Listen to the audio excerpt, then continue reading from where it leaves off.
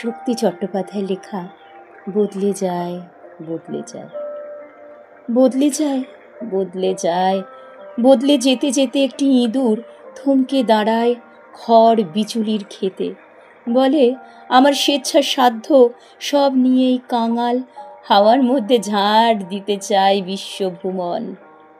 জাঙাল এবং তাকে জড় করি চুড়োয় আকাশ স্পর্শ ইচ্ছা এমনতর, বদলে যায়, বদলে যায়, বদলে যেতে যেতে একটি মানুষ থমকে দাঁড়ায় জীবনে হাত পেতে।